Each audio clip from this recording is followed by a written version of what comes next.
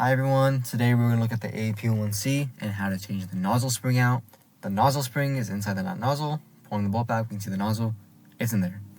First tool we're going to need is a 2mm Allen key or a little bit. In this video, I'm using a bit for a screwdriver that I have a set for. The first thing we're going to do is pull the button on the rear of the gun and pull the upper away from the lower. Once we have that done, we're going to use that 2mm I showed in the beginning of the video, and we're just going to unscrew the rear sight with that 2mm. You don't want to use anything smaller to strip it. You don't want anything bigger, so you won't be able to get to it. Simple enough. Once we have that rear sight, you want to make sure you don't lose those little bolts. Although you can use 1 bolt, 2 bolts is safe. You don't have it, you can buy replacements if you want. I wouldn't risk it. Just put your bolts where you need to. The next tool we're going to need is a Phillips head. This can be it has to be small enough to fit into those little screws on the front of the nozzle. You'll see the screws right above it. One on the left side, one on the right side.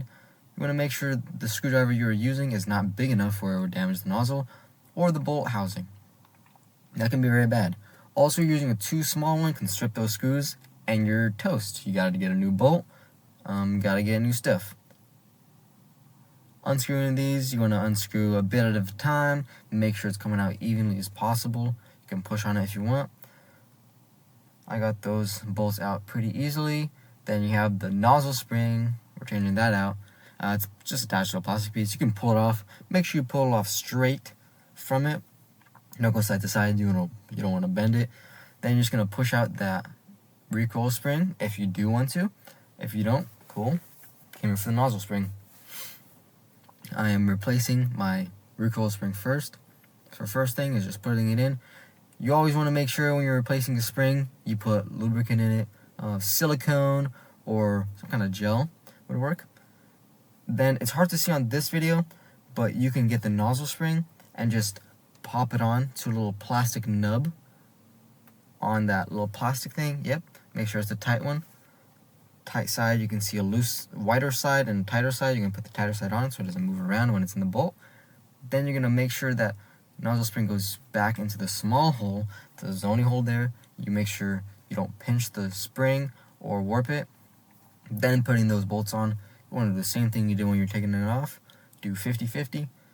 Tighten it one side a bit, tighten the other side a bit, tighten one side a bit, the other side again. Easy enough.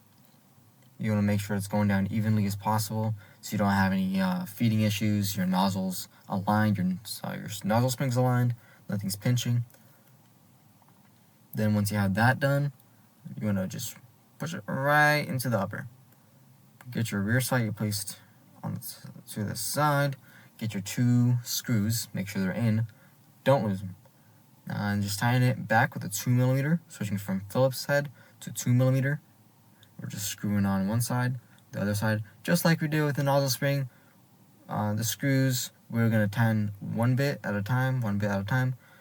Then once we have that done, we're just going to place it back onto the lower, upper on lower. Boom. Cycles faster.